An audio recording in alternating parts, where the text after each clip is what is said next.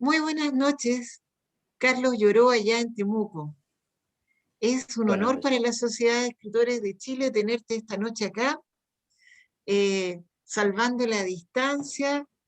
Y para tener esta conversación nos acompaña Marcela Arroyo, también narradora, parte de la Sociedad de Escritores, y en la versión Facebook Live van a estar eh, viendo varias personas de la sociedad y es una lectura abierta.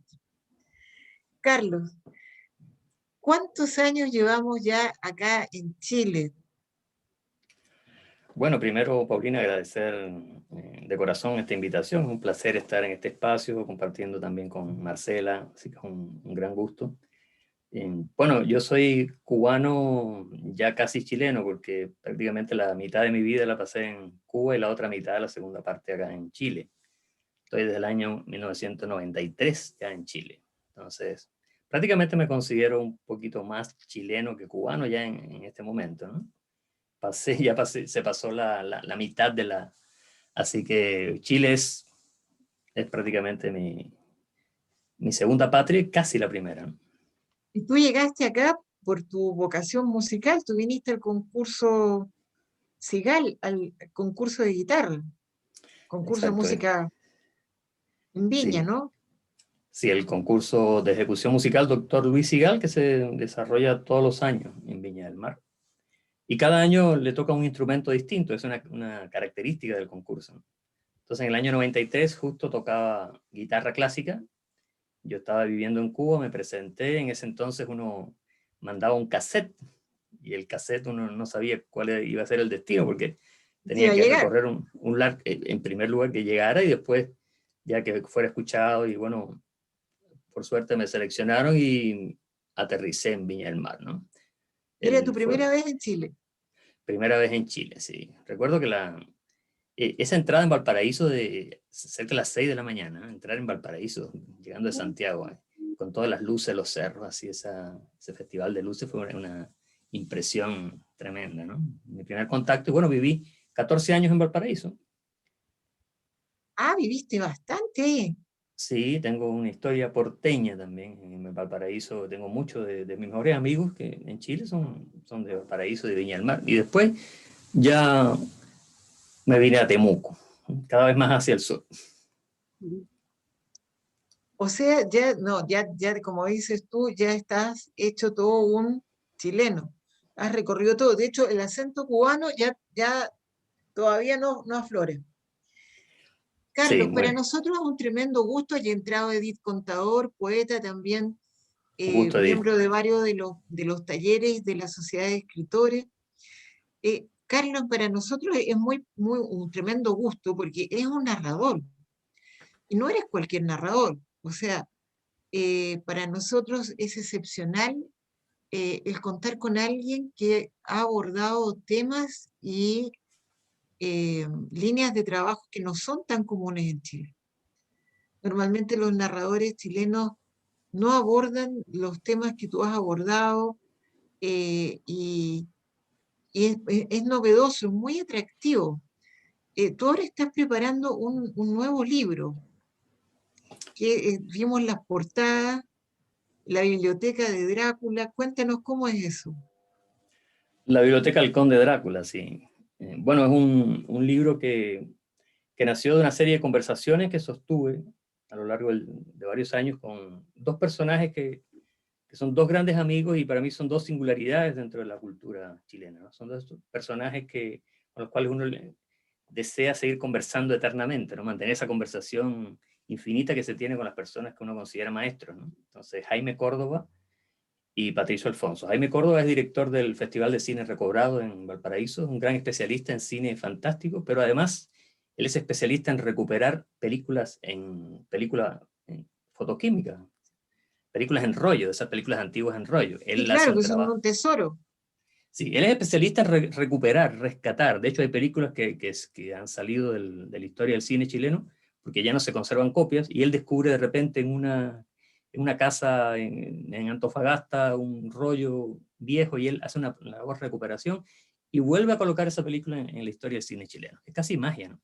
Y el otro personaje es Patricio Alfonso, que es un upirólogo, experto en literatura de vampiros, filósofo, y con ellos sostuve a lo largo de, yo creo ya unos 15 años, conversaciones que fui grabando y que atesoraba siempre, conversaciones donde yo los entrevistaba, conversábamos de muchos temas relacionados con la poética de lo fantástico, y, y después eso fue tomando cuerpo ya en un libro que se llama La Biblioteca del Conde Drácula y otros diálogos acerca de lo fantástico, que ya va a salir ahora. Hoy dimos el visto bueno a la tercera prueba de imprenta, así que ya en unos 10 días más el libro debería estar listo ¿Y cuándo para lo, hacer. o sea, ya lo vas a presentar por las redes y todo, ¿no? Sí, hicimos una venta, una promoción en verde y prácticamente con los suscriptores que aceptaron colaborar en el proyecto, logramos financiar el libro, ¿no? Entonces, hay un compromiso ahí también con los suscriptores, porque hay varios complementos aparte del libro, ¿no? Hay un afiche, hay un pequeño glosario del vampiro, que es una publicación colateral, ¿no? Al libro que se va a repartir entre los suscriptores y también tiene una historia, ¿no? Ahora, el tema de los vampiros es un tema sumamente atractivo en la literatura y en lo fantástico, un tema muy central, ¿no? A mí, yo creo que a todos los presentes, bueno, han entrado Paula Ramírez, poeta, y Nedas Capica, directora de la revista Entre Paréntesis, Un gusto. y también narradora y poeta. Pero la verdad, Carlos, es un tema alucinante. Y a ti este tema te gustó desde niño, ¿cómo llegaste a lo fantástico? Sí, bueno, lo fantástico, particularmente a mí me interesa por una distinción que hace Todorov, ¿no? El filósofo, cuando él habla de que lo fantástico es un género fronterizo, ¿no? Lo fantástico no es, según Todorov, lo que habitualmente pensamos como lo maravilloso o lo sobrenatural o el cine de hadas, de gnomos, de dragones. Eso es lo maravilloso, que es un mundo que tiene una legalidad en sí mismo, unas leyes que rigen ese universo, donde es posible la ruptura de ciertas leyes del mundo en el que nosotros vivimos. Y del otro lado, Todorov sitúa el mundo de lo extraño, que es ese mundo donde temporalmente se suspenden también las leyes. Entonces nos encontramos ante algo que no sabemos qué explicación darle y de repente le damos una explicación racional. Por ejemplo, las novelas policiales, muchas, según Todorov, pertenecen al género de lo extraño, las novelas de intriga. De repente hay algo que puede tener una explicación sobrenatural, pero no, resulta que era algo relativamente Era lógico algo, y claro. Y ahí está, ¿no? En esos dos pero, géneros. Pero lo y fantástico esta es, atracción en ese equilibrio. sí, lo fantástico es algo Ahora, lo evanescente, dice Todorov. fantástico es difícil de elaborar, Es muy difícil porque lo es fantástico se puede romper. evanescente Sí, y además la coherencia de un texto fantástico es una pequeña joya, ¿no? Porque tienes que cuidar muchos detalles, tiene que ser coherente en sí mismo. eh, es complejo de escribir. O sea, desde la narrativa que uno hace, que es una narrativa, bueno, yo conozco a las presentes y yo sé que son más, que no están en lo fantástico. Entonces, pero esto hay que hacerlo con mucho cuidado, para que ciertamente. realmente el lector se vaya encantando con el texto. Lo fantástico, claro, es Y tú algo muy has frágil, hecho ¿no? muy frágil. En el caso de este último libro, más bien tú vas ahí a transcribir conversaciones, o sea, pero tú has escrito además varias novelas que están en el tema de lo fantástico. Eh, ¿cómo, cómo elegiste tus temáticas? Yo recuerdo haberte visto con una cosa increíble, que tú tenías una especie de, de disco en el que ibas eligiendo personajes, que ibas eligiendo contextos, es decir, que ibas armando un poco con esta, al azar, pero no al azar, eh, la trama. ¿Cómo es eso, Carlos? Sí, esa es una rueda que presenté en en una belleza nueva cuando conversamos ahí con Christian Barken. La primera rueda de personajes. Sí, Sí, era un instrumento que yo elaboré sí. para crear historias, ¿no? Para crear historias, donde cada círculo concéntrico tenía un significado. Hay un círculo de personajes, otro de lugares, otro de conceptos, de objetos, y entonces yo iba lanzando unos papelitos, unos dados, y iba leyendo las coordenadas que iban saliendo, ¿no? Entonces eso garantizaba un cierto azar, un cierto juego en la elección de personajes en ficciones que de repente se podían escapar de las manos si uno no tenía un cierto control. Entonces era una manera de elaborar ficciones a partir de experimentos que se hicieron en la Edad Media y en el Renacimiento, con personajes que a mí me fascinan, ¿no? Me gusta estudiar, como Giordano Bruno, Raimundo Lulio, que eran filósofos, pero eran filósofos también que tenían una visión bastante orgánica de lo que es el cosmos, ¿no? Eran filósofos cosmogónicos. Giordano Bruno, por ejemplo, tenía unas ruedas también, pero en estas ruedas él iba más allá, porque estaba bastante loco en el buen sentido, Giordano Bruno. Entonces él reunía culturas. En las ruedas de Giordano Bruno él giraban contenidos de la cultura hebrea, de la cultura egipcia. Entonces él hacía una síntesis cultural muy potente con esas ruedas. Y bueno, esas ruedas lo llevaron después a la Inquisición en el año 1600, ¿no?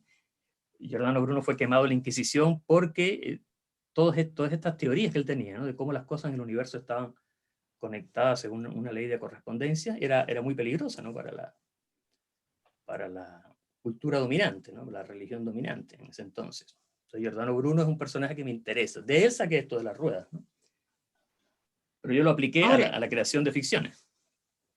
ahora, esto de las ruedas, a mí me pareció sumamente interesante para el trabajo de creación literaria, en particular cuando tú estás trabajando, por ejemplo, en taller con la gente que está empezando, porque eh, alimenta un pie forzado mucho más nutritivo que un solo tema.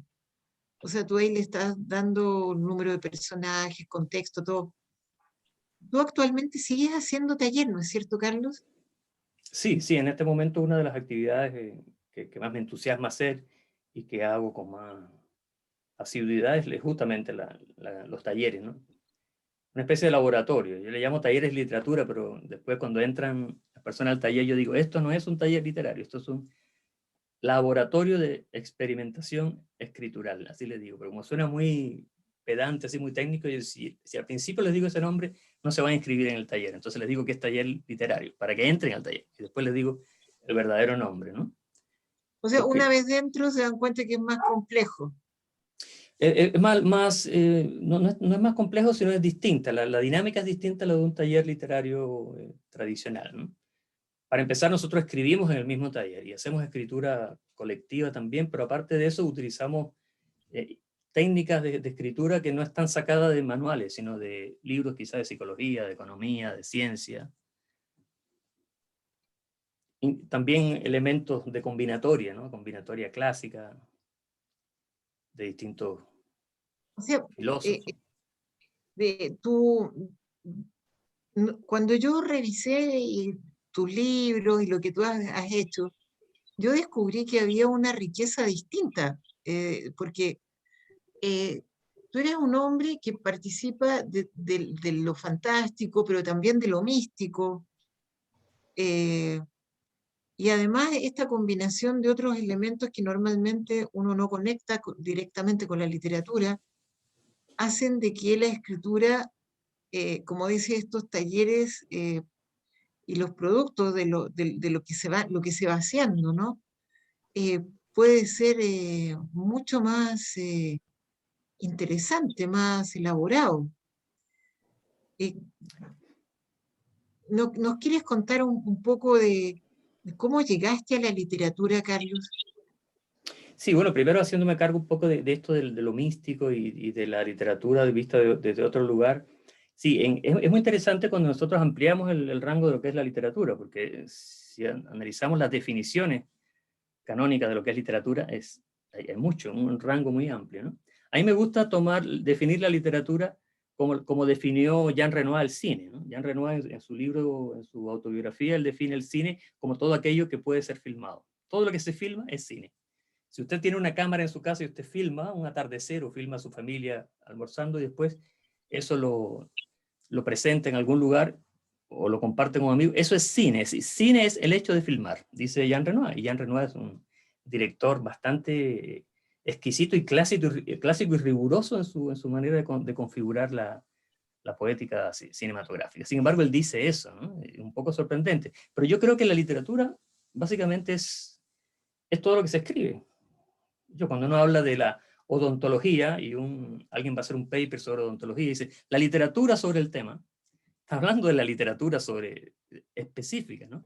Entonces, yo ahora estoy haciendo un taller sobre Elena Petrovna Blavatsky, la fundadora de la Sociedad Teosófica, y es un taller literario, es un taller de apreciación literaria, donde nosotros estamos viendo la obra de Blavatsky como escritura que puede, de hecho el taller se llama Elena Blavatsky y el grial de lo fantástico. Entonces estamos conectando a Blavatsky derechamente con la literatura fantástica, y que La doctrina secreta e Isis sin velo, que son sus dos grandes obras, se pueden leer perfectamente como grandes novelas de ciencia ficción. Entonces, ahora vuelvo a la pregunta, ¿cómo llegué a la literatura? Desde chiquito me interesó la biblioteca de mi tío, que era un lugar bastante curioso, porque mi tío era un hombre que le gustaba mucho comprar libros. Él, pese a su edad, tenía unos gustos bastante adolescentes, ¿no? Y le gustaba mucho la literatura de aventuras, la literatura de misterio, pero tenía una particularidad, y era que cuando él compraba los libros, a veces se le olvidaba que los había comprado y los volvía a comprar, ¿no? Entonces tenía una biblioteca que era como una colección de déjà vu, porque yo a veces estaba mirando los estantes, revisando los lomos de los libros, y bajaba, y, pero este libro parece que ya lo vi. Y iba arriba y ahí estaba el otro libro, repetido, ¿no? Libros repetidos. Yo tenía 8 o 9 años y con esos libros repetidos hice mi primera biblioteca. Entonces ahí yo siempre le agradezco a la amnesia de mi tío el haber tenido mi primera biblioteca, ¿no? Con esos libros repetidos. Y a partir de ahí entré, bueno, en lo maravilloso de empezar a descubrir mundos detrás de estos talismanes, ¿no? Esos pequeños talismanes que son los libros. Y entender que ahí había una riqueza, ¿no? Que yo podía duplicar, triplicar, multiplicar la intensidad de mi existencia a través de esos talismanes. Entonces eso fue una percepción que tuve desde muy pequeño. Y después, claro, ya viene cuando uno empieza a ejercitarse. Bueno, ¿y qué pasa si yo también me aventuro a hacer uno de estos talismanes? Y esa es entonces otra parte de la historia. Carlos, ¿y la filosofía y lo fantástico estuvieron entre esos primeros libros? Sí, yo recuerdo que en Cuba se publicaban muchos libros, por ejemplo, sobre las culturas precolombinas, pero no solo desde el punto de vista antropológico, historiográfico, sino también desde el punto de vista, por ejemplo, de las deidades de los mayas. Cuando yo leía acerca de las deidades de los mayas, unos libros ilustrados, y que los conectaban con los extraterrestres, y entonces a mí ya se me abrió todo un mundo de posibilidades. Entonces empecé a inventar yo nombres de personajes que tenían... se escribía parecido a como se escribían estos nombres mayas, nombres muy extraños. Y después me gustó anotar, en la parte de atrás de los libros, anotaba una frase misteriosa, ¿no? O que yo creía que era misteriosa, ¿no? En mi ingenuidad infantil. Y me gustaba cerrar el libro y olvidar que esa frase estaba escrita. Después, al cabo del tiempo, yo revisaba el libro y encontraba esa frase, y me gustaba jugar a que no había sido yo quien la había escrito, ¿no? Sino que había sido un personaje que viene de otra dimensión. O sea, O sea, empezó la una especie... imaginación ya estaba, ¿no? Claro, esa distorsión o esa especie de esquizofrenia que se da en todo el proceso creativo, ahí empezó ya un poquito, ¿no? De entender que uno está siempre viviendo en las dos partes del espejo, ¿no? ¿Y cuando ya empiezas a publicar, a mostrarle a alguien lo que estabas haciendo? Fue un proceso muy tardío, pero muy tardío, porque, bueno, en Cuba yo tuve una formación como músico clásico y entré a un internado cuando tenía 11 años, estudié guitarra clásica en un conservatorio y después continué hasta la universidad. Y ahí recién salí de la universidad y me vine a Chile. Y durante todo ese tiempo yo había tenido la literatura, había escrito, tenía varias cosas ya avanzadas, pero no me había dedicado con el desenfreno con que yo quería dedicarme a la creación literaria. Y eso Chile me dio la oportunidad, porque llego a Chile, entonces no tenía ningún tipo de legislación para mi actividad, ¿no? Entonces yo me acuerdo que en una pensión del Cerro Placeres en Valparaíso, una casa que ya no existe, porque ya la demolieron, En esa casa yo pasé 4, 5, 6 años encerrado, dedicado exclusivamente a escribir, ¿no? A leer, escribir, a leer, escribir, a leer, escribir. Y después en otros cerros, viví cerca de 10 cerros en Valparaíso, seguí desarrollando esa actividad sin la menor intención de publicar. La verdad que ninguna intención de publicar. Y el trabajo que yo hacía tampoco lo veía como algo literario, en el sentido de toda la formalidad que tiene el acontecimiento literario, ¿no? Desde que uno escribe, después revisa, prepara para la publicación, después presenta el libro. ¿No? Eso yo estaba bastante ajeno a todo eso, porque seguía además desarrollando mis actividades musicales, los conciertos de guitarra clásica. Pero en algún momento ya se acumuló tanta cosa que yo dije, tengo que hacer algo, tengo que cristalizar esto en un producto, algo, porque si no, me voy a volver loco, ¿no? Voy a morir sepultado por todo esto. Entonces decidí ahí, después de muchos años, hacer una síntesis de todo eso y unos amigos que insistieron bastante, unos amigos editores insistieron bastante para que hiciera una primera publicación, que fue Combón, que justamente es una palabra del glosario teosófico de Madame Blavatsky, ahí estaba la raigambre teosófica de esa primera publicación. Y Bueno, eso ahí fue ese hace poco, libro que, relativamente.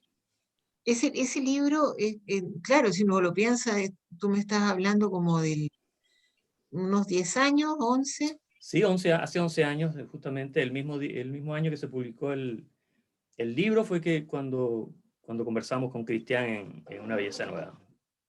Por culpa de En ese ese, libro, justamente. por culpa de ese libro.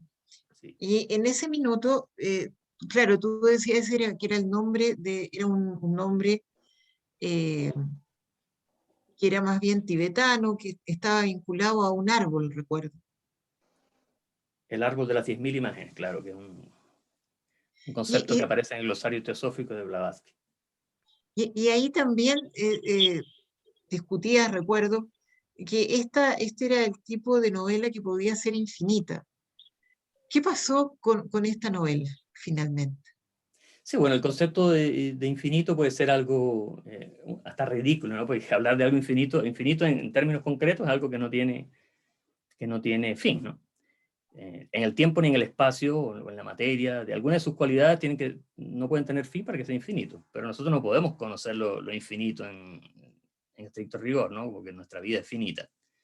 Pero conversando con otro gran amigo con el cual hicimos también un libro, bueno, hice yo porque él murió antes de que se viera, antes de haber publicado el libro, Meyer, Sergio Meyer, Sergio ¿no? Meyer.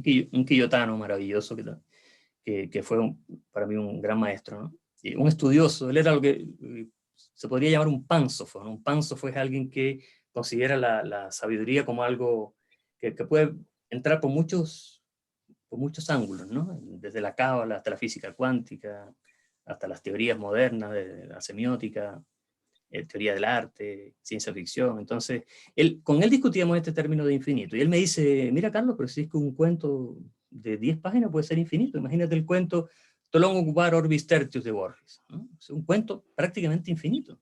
Porque ahí él está hablando y enunciando la existencia de civilizaciones enteras, personajes que se reúnen a crear un mundo, a crear un planeta, ¿no? Y poblarlo de teorías de una geografía imaginaria. Entonces, ese cuento, en su densidad interna, es prácticamente infinito. Entonces ahí empezamos a buscar, hay un infinito expansivo, que es el infinito de Juan Emar, por ejemplo, Juan Emar Umbral, es una novela que por su propia concepción es infinita porque muere Juan Emar, pero uno podría perfectamente seguir escribiendo Umbral utilizando la misma configuración interna de ese libro. Y se puede escribir en un software, uno puede hacer un software que siga escribiendo eternamente el Umbral, ¿no?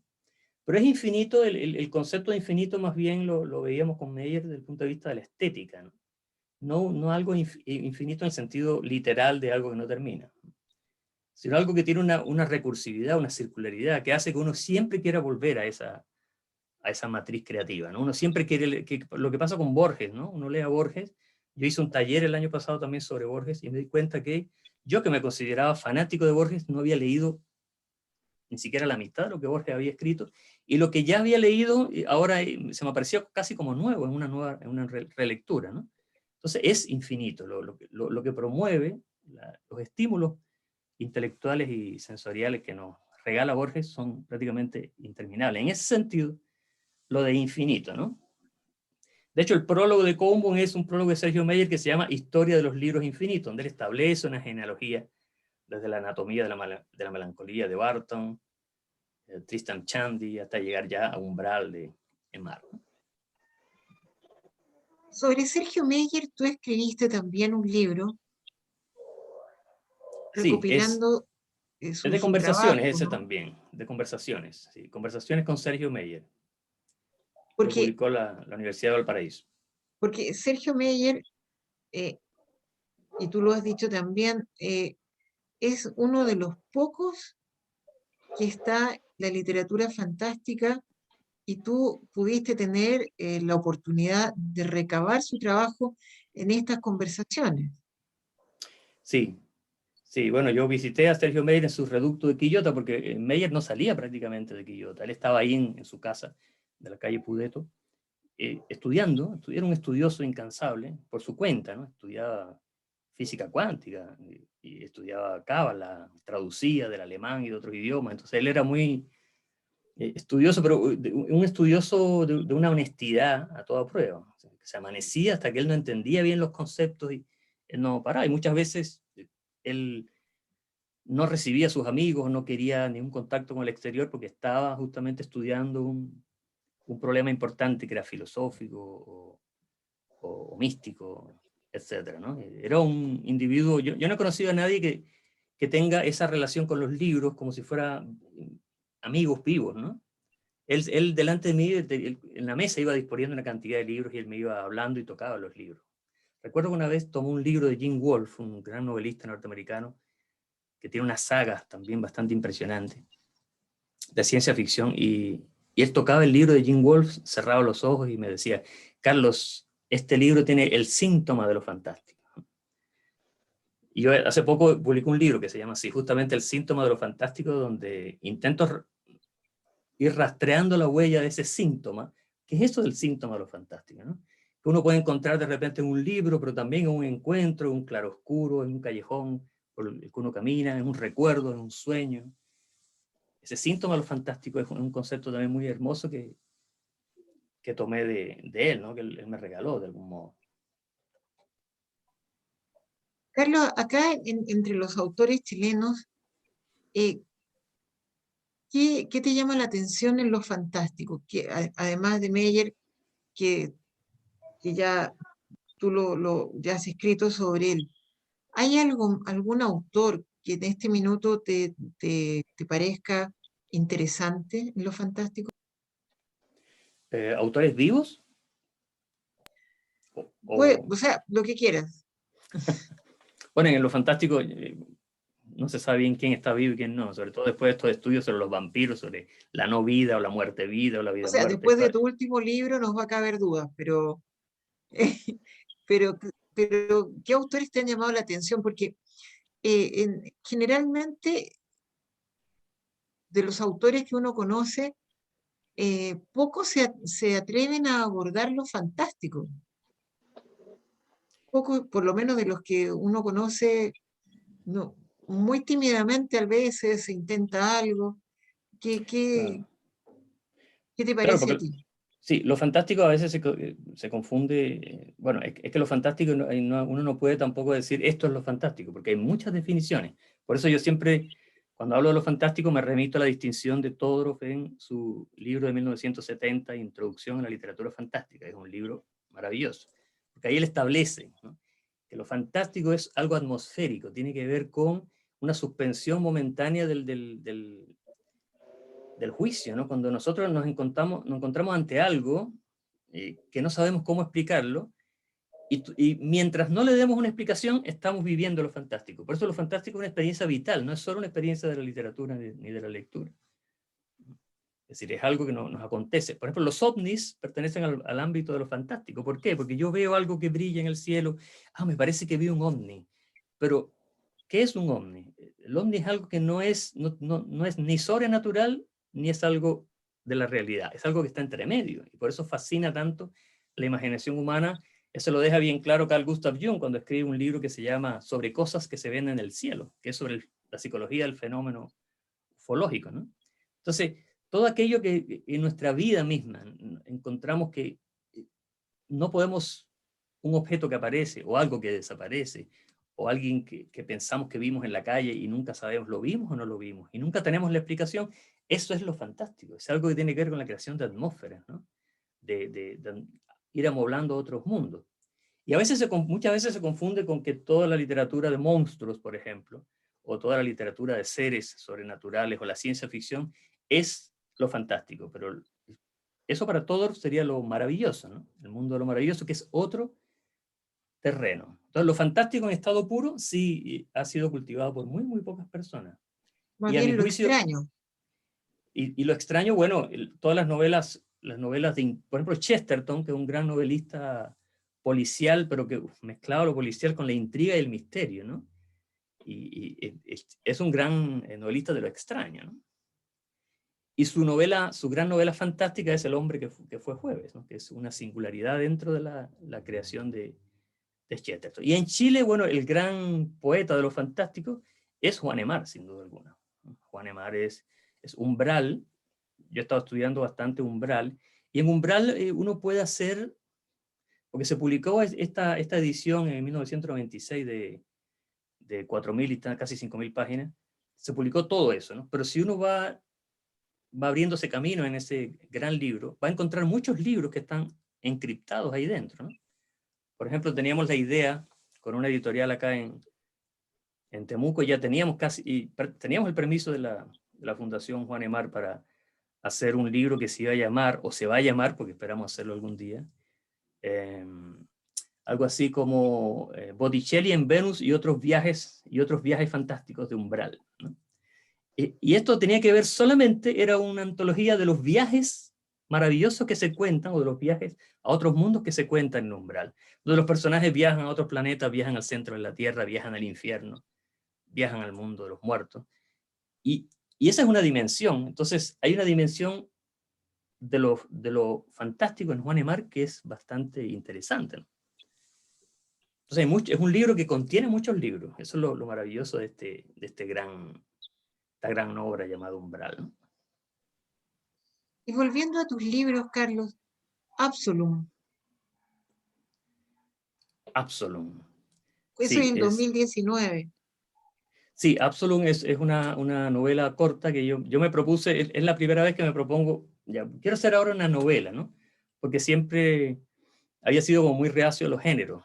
De hecho, siempre me ha gustado hablar más de escritura que de literatura. Porque cuando uno dice literatura, uno dice, si yo estoy haciendo algo literario, inmediatamente ese algo puede ser secuestrado por los géneros que ya conocemos, ¿no?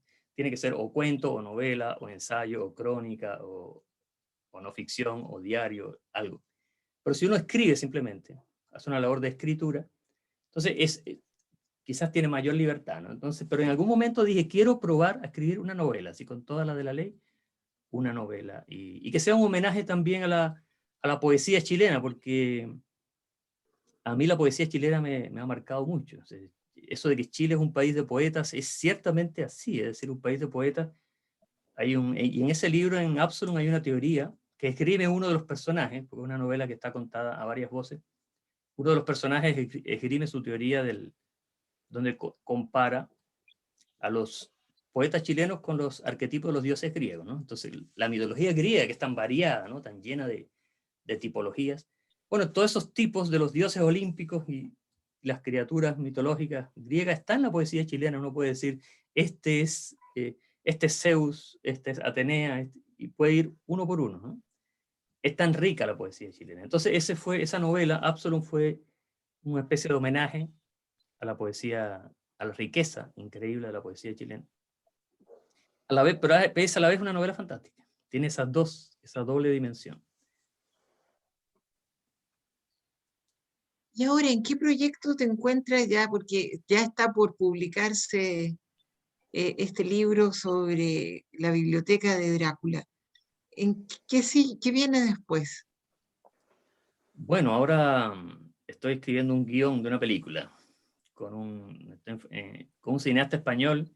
Estamos haciendo un guión de una película que posiblemente se filma acá en Chile, ¿no? Y es también una película que tiene mucho de fantástico, porque con el director que va a ser co-guionista, compartimos muchas de las inquietudes en cuanto a autores, en cuanto a libros, a visión de la realidad. Entonces nos llevamos muy bien. Yo nunca había escrito un guión cinematográfico, entonces, y menos escribirlo con otra persona. Y ha sido una experiencia increíble, un gran viaje. Así que vamos a ver en qué va a parar eso.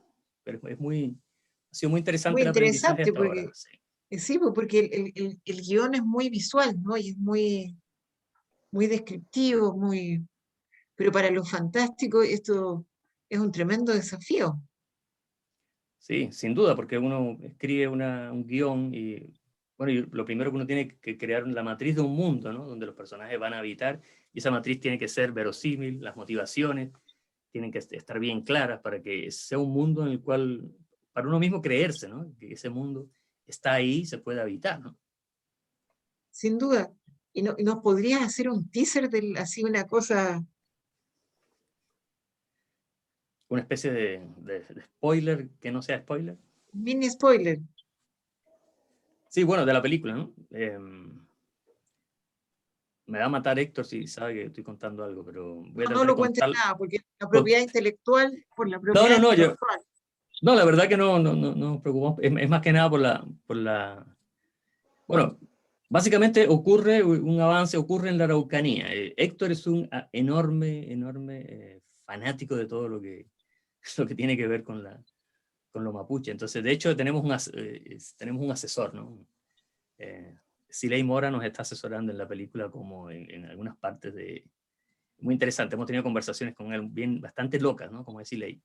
Y ocurre en un pueblo imaginario de la Araucanía, que también es un pueblo que protagoniza una trilogía de novelas que estoy ya casi terminando, que ocurre acá, en un pueblo imaginario de la Araucanía, que está conectado con otras culturas, algo bien curioso. Y en una época, un arco temporal bastante largo, ¿no? Entre la época de Valdivia y la Guerra del Pacífico, ¿no?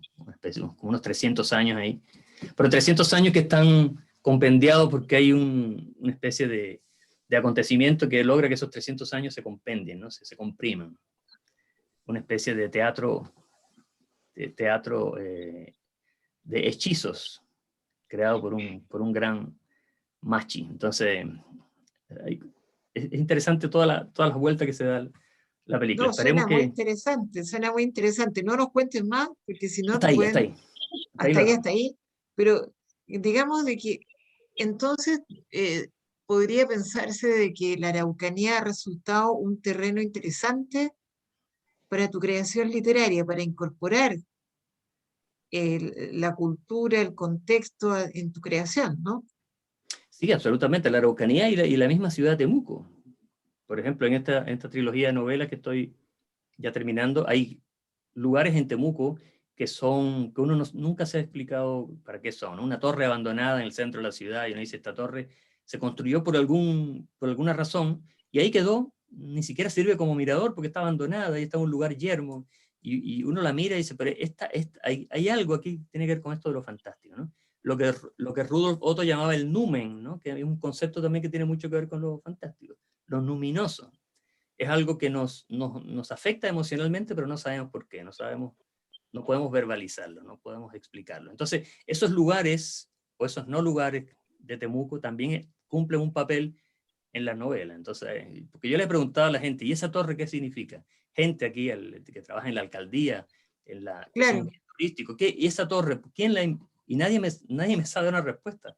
¿Por qué se hizo esa torre? ¿Por qué se abandonó ahí? ¿Por qué nunca cumplió un papel? Bueno, en la novela cumple un papel, va a cumplir un papel ese lugar. No, está muy, muy atractivo. Y cuéntanos, Carlos, eh, en lo místico, la cábala, te genera algún sentido en particular? Sí, bueno, la cábala tiene muchas connotaciones, ¿no? Y a mí la connotación que más me interesa y que aplico bastante en los talleres tiene que ver con las permutaciones, ¿no? Porque los cabalistas eran especialistas en métodos para jugar con el lenguaje, ¿no? Yo le daba un sentido al lenguaje, un sentido de juego, que es muy interesante. Por ejemplo, una de las técnicas cabalísticas es asignarle un número a cada letra, ¿no? De modo que si uno va sumando después las letras de una palabra, te da una cifra, ¿no? Entonces, las palabras que tienen igual cifra están relacionadas entre sí, ¿no? Eso es muy interesante. En mis talleres hacemos experimentos y los resultados son verdaderamente interesantes, verdaderamente increíbles, porque de repente uno ve la conexión entre palabras que de otra manera nunca se le ocurriría mezclar esta palabra con esta otra. Pero si todas estas palabras suman 345, por algo será. Entonces puedes hacer un poema, un texto, utilizando todas las palabras que sumen 345, por ejemplo. Entonces ahí hay una combinatoria que los cabalistas la utilizaban con un fin místico, pero nosotros lo ocupamos con un fin creativo, ¿no? Fin literario. Carlos, ¿tú nos brindarías un pedazo de algún texto de tus obras para esta noche? Wow, me pillaste sorpresa porque acá no tengo mis libros, pero si me esperas medio minuto voy a buscar algo. Te ¿Sí? esperamos más ¿Puede de ser? medio, todo Ya, lo que quieras. perfecto. Sí, claro, Vengo enseguida, vengo enseguida. te esperamos.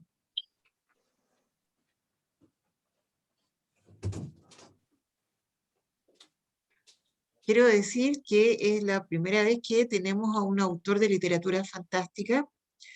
Carlos Lloró es bastante reconocido en su labor, en su trayectoria, y es muy interesante porque en general en la literatura chilena hay un cierto pudor con la literatura fantástica, ¿no? Se conoce poco, se aborda poco, somos muy concretos y realistas los chilenos. Bueno, aquí tengo a Absalom justamente. Maravilloso. Son, Carlos, es todo tuyo y te oímos. Perfecto, voy a buscar aquí el fragmento.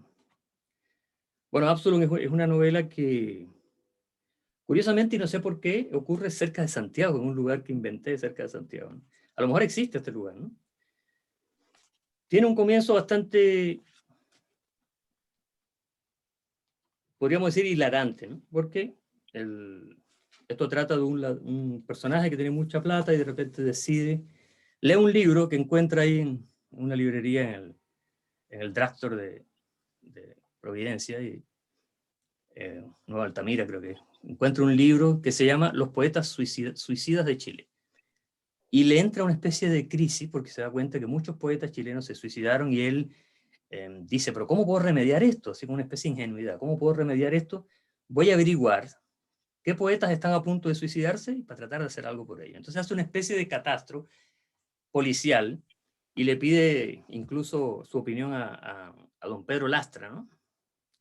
Y Pedro Lastra sale como personaje además acá. Le pide a Pedro Lastra una lista de todos los escritores que están como en riesgo vital. Y Muy este hombre, querido Pedro Lastra por nosotros y él sigue vivo, ¿ah? sí, Sigue sí, muy bien, menos mal. sí, don Pedro es un gran maestro también. Y bueno, este hombre que tenía un palacete de tipo veneciano en las afueras de Santiago y él se lleva a 10 escritores que están, como, según él, según la investigación que hizo, en riesgo de suicidarse. Entonces él les da la oportunidad de que vivan ahí, dedicados solamente a crear, ¿no? Y son 10, entonces en esta especie de reality show, estos 10 escritores van contando lo que ocurre a lo largo de un tiempo. La novela está escrita a 10 voces, cada uno va contando su versión de los hechos, ¿no? Pero resulta que en esta especie de palacete de corte veneciano había un laberinto, y ese laberinto se transforma en el 11º personaje, ¿no?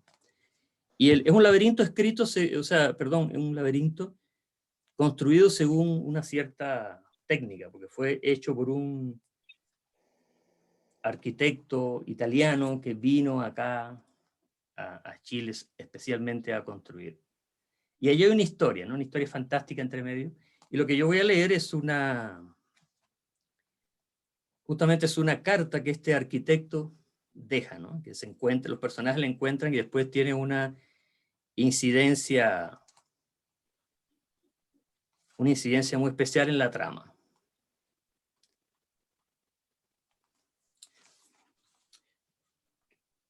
Dice, palabras de Giovanni Pietrangeli de la Rovere en la hora de ninguna luz. Dentro de muy poco moriré. Ya siento las frías pisadas del verdugo rondar la torre en que me oculto. Mi cuerpo será despedazado por las bestias, pero la maldición que sobre este lugar y sus habitantes pronunciaré devolverá a mi alma la paz que aquí se le ha negado. Y volveré a unirme con mi amada, Estela Ansaldo, razón de todos mis desvelos en la boda que le prometí en el principio.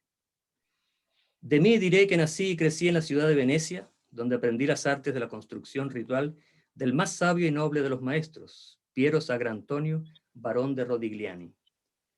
A diferencia de otros arquitectos que pululan a lo largo y ancho del Véneto, en su mayoría estafadores sin escrúpulo ni verdadera sapiencia, Piero había recibido de su padre, el fogoso Lemuar Sagrantonio, los secretos de la justa medida, provenientes del arte consagrado en los laberintos egipcios y griegos, y cuyo primer senescal fue el mítico Dédalo.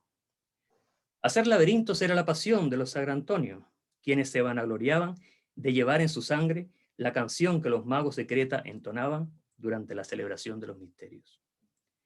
En los bosques de Lombardía, en las propiedades que los Sagrantonio administran allí desde tiempos de Carlomagno, y que forman casi un pequeño país, podrían admirarse aún hoy, si el celo de sus dueños no fuese alto, las muestras más elevadas de ese dedálico arte, que fue el orgullo de los constructores rituales, cultores de la justa medida. La magia de esos laberintos estriba en que no son edificaciones pasivas, sino estructuras dinámicas que responden a las variaciones del ánimo de quienes las recorren. El peligro de que esta disciplina cayese en manos inescrupulosas llevó a Lemoire, y antes que él a su maestro y al maestro de su maestro, a elaborar un detalladísimo código de honor que garantizase la responsabilidad y el buen uso del dedálico arte. Ya en poder de ese conocimiento, viajé a lejanos lugares con el propósito de practicarlo. Construí exóticos laberintos para el Maharajá de Calcuta y el Emir de Yemen. En reservados feudos de México y Marruecos, logré plantar las más sutiles modulaciones del arte. Conocí lugares que no están en los mapas ni en las guías turísticas, residencias pertenecientes a potentados de magnífico gusto que buscaban crearse un mundo a su medida. Fue durante una fiesta en casa del pintor norteamericano Tim Ohelt, en las afueras de Puebla, donde conocí a Tristán Esigábal, terrateniente chileno, y a su prometida Estela Ansaldo. El hombre era vulgar y repulsivo, y su mirada de fuego delataba a quien ha catado el poder en su fuente. Acostumbrado a mandar y a ser obedecido, había en Esigábal, sin embargo, algo más. Poseía el oscuro refinamiento de quien desea ser obedecido de cierta manera.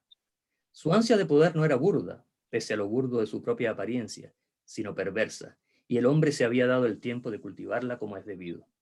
Ella, en cambio, era toda luz y misterio. Una mujer que habría devuelto la vista a Homero y el oído a Beethoven si ambos genios hubiesen tenido la suerte de gozar de su cercanía. Yo la tuve durante el baile y en escasos minutos me devolvió la alegría de existir y, lo que es mejor, me hizo recuperar la simple sensación de estar vivo. Antes de concluir la pieza de baile ya había decidido que Estela Ansaldo sería mi mujer. Esa decisión la habían tomado al unísono todas las células de mi cuerpo y todas las fibras de mi alma. Ahora solo quedaba que la providencia me enviara las señales correspondientes, y éstas no tardaron en llegar, si bien por la vía menos apetecida. Para Tim Ohelt, raro artista que había hecho una incalculable fortuna decorando el palacio de un brahman de Borobudur, construir lo que en la jerga de nuestro gremio se conoce como una matriz resonante espiral, concepto que designa una de las estructuras laberínticas más elegantes y osadas que el mismo barón de Rodigliani, mi amado maestro, intentó por única vez hacia el final de su vida, habiendo ya alcanzado el punto más alto de su virtuosismo y su ciencia.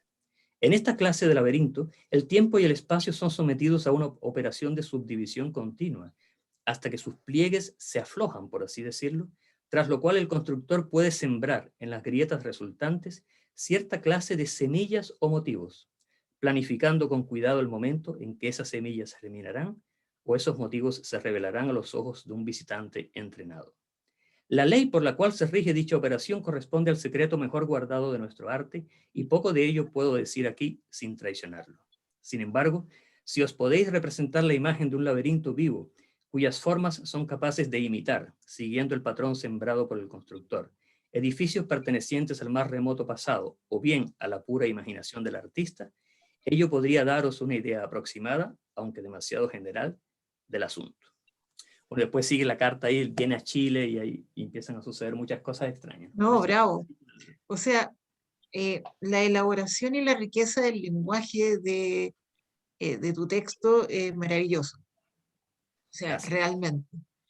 Y no me cabe más que felicitarte, Carlos, y alegrarme de que estés haciendo escuela con escritores que probablemente estén continuando con esta línea de trabajo.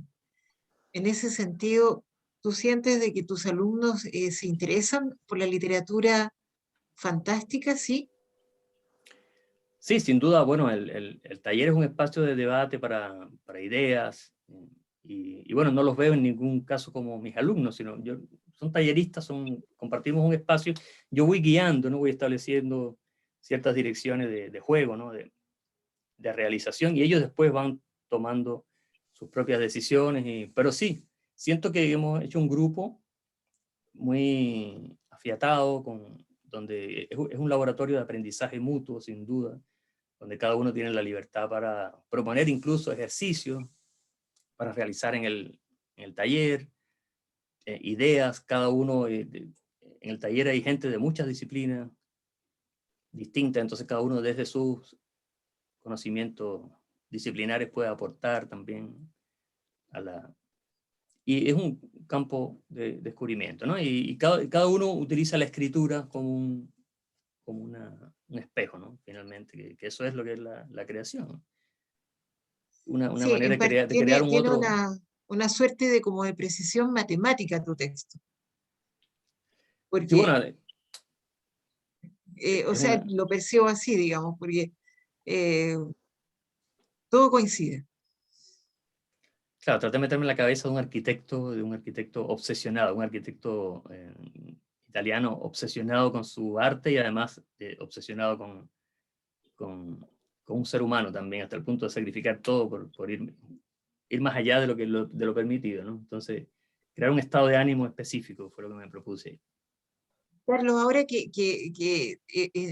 tanto las personas que están acá en la sala como los que están conectados online, ¿dónde encontramos los libros hoy de Carlos Lloró en librerías?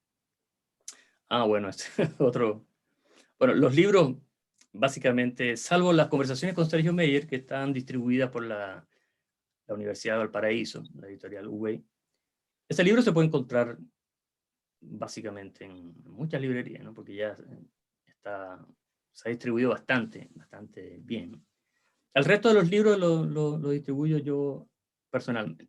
Es decir, O sea, voy directamente con el autor. directamente, sí, me pueden escribir a mi Facebook, Carlos Lloró, o en Instagram aparezco como Ediciones Nagauros, porque todos estos últimos libros son publicados en mi editorial. Y ahí Perfecto. Porque conversamos y la, podemos llegar a un... porque la verdad es que todos queremos seguir como sigue Absalom, ¿no? Queremos seguir Sí, como... Y también va a ser de tu editorial la Biblioteca del Conde Drácula. sí, la Biblioteca del Conde Drácula es el último título de la editorial Nagauros, el quinto ya, quinto libro.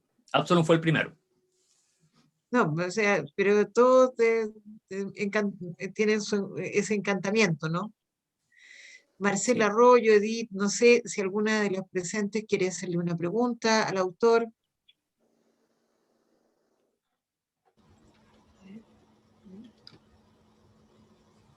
Yo, Marcela, sí, yo fíjate que más que preguntas, quiero felicitar a Carlos y agradecerle por esta conversación que tuvo, porque yo también soy narradora, pero mi narrativa es totalmente diferente.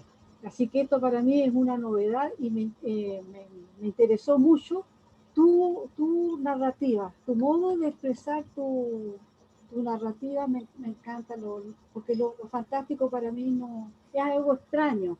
Sí. Así que muchas gracias por este momento. muchísimas gracias a usted, Marcela, por sus palabras. Gracias. gracias Marcela. Hay que decir que Marcela siempre nos sorprende con su escritura bastante dinámica y fuerte. No sé, Edith, Matilde, Paula, Nedasca. Paula. Paula Hola, es buenas. poeta del equipo editorial de la revista Entre Paréntesis. Justo. Hola, buenas. Bueno, primero que todo agradecerte este espacio, estuvo muy entretenido, muy interesante lo de tu lectura y muy interesante lo de lo del guión. Te deseo mucho éxito. Gracias. Acá en Chile no hay mucho de temas fantásticos. Te quería consultar si tú habías visto, por ejemplo, Gritos del Bosque de Jorge Holguín, y si es que la has visto, ¿qué te pareció? Porque no hay mucho cine, por ejemplo, de ese tema, y también se desarrolla un poco en esa zona, en la zona de la Araucanía. Claro, sí, no he visto la película de Holguín, sí sé que él es un pionero en el ámbito del cine de terror, ¿no? Y del cine fantástico. Y yo creo que, bueno, tras él deberían venir otras personas que sigan ese camino, porque hasta ahora, como tú dices, ha sido muy, muy escueto la transición de lo fantástico. Lo fantástico a nivel, bueno, anglosajón e incluso en España, y ya toda una escuela de cine, ¿no? Que ha ido transitando por ese camino, pero lamentablemente acá en Chile, a pesar de que los dos cineastas que han tenido más repercusión internacional, que son Alejandro Jodorowsky y Raúl Ruiz, son cineastas de lo fantástico los dos, ¿no? Raúl Ruiz es Absolutamente, Raúl Ruiz absolutamente. es un personaje, él mismo es lo fantástico, ¿no? Yo creo que una de las mentes más lúcidas que ha dado Chile, ¿no? Bueno, y Jodorowsky, francamente, es también fantástico. O sea, lo que uno puede ver de su obra, sin duda. Y Claro. Carlos, ¿para cuándo crees tú que se podrá ya estar en marcha el rodaje del guión? Wow, bueno, primero hay que escribirlo. escribirlo. Pero ya estamos casi finalizando el guión y está potente, está muy potente porque es una historia, es una película que va a tener distintos niveles. Entonces, a un nivel que es una historia de amor muy potente que está en el centro, pero además es una película de iniciación que narra la vida completa de un individuo que va pasando por todos los miedos posibles que van surgiendo en su existencia hasta que debe enfrentarlos uno por uno, ¿no? Entonces está todo ese famoso camino del héroe que se ha declarado mucho en los libros de Joseph Campbell, y el camino, la trayectoria del héroe, ¿no? La trayectoria vital del héroe, ¿no? Las diferentes muertes y renacimientos a que tiene que enfrentarse todo ser humano para llegar a ser quien es, ¿no? Y que quede satisfecho con lo que es, ¿no? Y por otro lado es una película de terror, ¿no? Es una película de terror psicológico muy, muy potente. Es decir, que tanto Héctor, el cineasta, como yo estamos decididos a que sea una película de terror, pero un terror no explícito. O sea, no va a haber ni criaturas, ni seres, sino es un terror que tiene que ver con el enfrentamiento del ser humano, que es el personaje principal, con sus propios límites, ¿no? Y después recuperar Ese es toda el mayor terror. el mayor terror. Y después recuperar toda una especie de geopoética de esta zona, ¿no? De la Araucanía, con sus mitos más ancestrales y con toda una carga simbólica y fantástica que va a estar ahí presente, ¿no? Porque finalmente toda matriz de cosmovisión, ¿no? Toda matriz cosmogónica, ya sea los mapuches, los mayas, los hindúes, los yoruba en África, tiene un componente de totalidad, ¿no? Es decir, que para las culturas tradicionales, que tienen una cosmovisión muy acendrada en la tierra, en los rituales, no hay diferencia entre la luz y la oscuridad, sino que o sea, no hay diferencia moral, sino son complementos. Entonces ellos aceptan lo oscuro también, ¿no? Aceptan lo oscuro como algo, como los antiguos gnósticos cristianos, ¿no? Que para ellos Dios es una esfera donde no hay un lado oscuro y un lado luminoso como en Star Wars, ¿no? El lado oscuro, y se pasó al lado oscuro. Es que no hay lado oscuro, porque lo oscuro es Como una el yin mezcla. y el yang. Exactamente, es un complemento, es una esfera en la que lo oscuro y lo luminoso están girando y se equilibran mutuamente. Entonces esa es la idea también en la película, de dar un poco esa idea de la totalidad en la conformación del viaje vital de un ser humano. Estimado Carlos, mira, eh, en la Sociedad de Escritores de Chile estamos procurando que todo tipo de literatura y todas las distintas voces tengan difusión y tengan un espacio. Entonces, tal como te lo manifesté en la primera vez que hablamos por WhatsApp, tú ves que Sí. así estamos en este tiempo. La idea era también invitarte a que con el grupo de talleristas que tú tienes en este minuto, puedan hacer una presentación en la SECH dentro del segundo semestre. Yo creo que hoy día, y a varios de nosotros nos ha tocado trabajar con jóvenes escritores y algunos nuevos escritores independientemente de la edad, ¿no? Claro. Que están entrando en este mundo nuestro y que hay algunos que tienen mucho interés por el tema de lo fantástico y que no encuentran un nicho.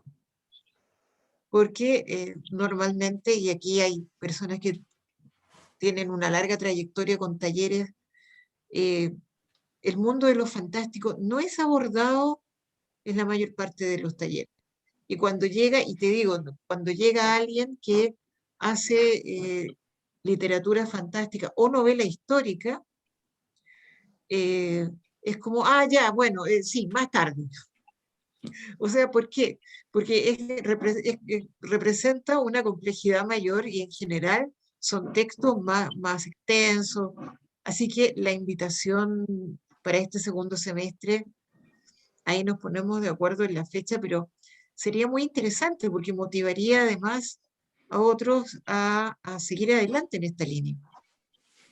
Fabuloso, sí, yo encantado, ¿no? Debo hacer la salvedad de que no todos los talleristas de mi taller comulgan ni les gusta la literatura fantástica. Con eso he sido muy cuidadoso de no marcar una cierta línea, sino que dejo total libertad dentro de los muchos campos que hay de creación, ¿no? Entonces, hay algunos que sí han entrado en esa línea, hay otros que desarrollan actividades totalmente diferentes y yo los voy guiando también en ese sentido, ¿no? Pero sí, yo creo que sería una buenísima oportunidad y te agradezco, Paulina, por esa invitación también, ¿no? Mira, y la invitación se mantiene abierta también para los que no te siguen en lo fantástico, pero que sin duda sí siguen siendo parte de los talleres. Yo creo que en ese sentido, la misión de nosotros como sociedad de escritores es abrir el abanico y ampliar la gama de lo que se discute, ¿no? Yo en la medida, te debo decir que fui leyendo más sobre ti, sobre tus obras, lo que estabas haciendo, me generó un gran entusiasmo porque efectivamente, también así como conozco a algunos que se dedican a la novela negra, al tema policial, pero estos son como clubes más selectos, digamos. Sí. Esto es como del médico general al especialista. Y en el caso de ustedes es maravilloso, maravilloso. No sé si Muchísimas hay más gracias. comentarios, Edith, o Nedasca, o Matilde. Edith. Lo primero, que en realidad lo decimos siempre cuando encontramos un conversatorio tan interesante como el que ha entregado Carlos, y yo le quería decir que, bueno, aparte de eso, le doy muchas gracias porque resulta que yo soy poeta, no soy narradora, pero estoy tratando de incursionar en el tema y conversaciones como esta me entregan mucho aporte, ¿ya? Y no sé, y también agradecer porque te gusta tanto la poesía y están tan fusionados tu narrativa con la poesía, ¿ya? Gracias, amigo. Muchísimas gracias, Edith. No, y miraremos a Juan Emar con otros ojos, ¿verdad, Edith? Exactamente, miraremos a Juan Emar. Absolutamente. Está por descubrir Juan Emar todavía, ¿no? Sí. Sí. No, sin duda. Bueno, Carlos, quiero agradecerte, quiero pedirle a los asistentes que te demos un gran y cálido aplauso, porque Muchísimas gracias. No, gracias a usted, ha sido muy generoso por la invitación y por acogerme acá, ¿no? Verdaderamente. no, He pero pasado mira, muy bien. yo te voy a decir una cosa.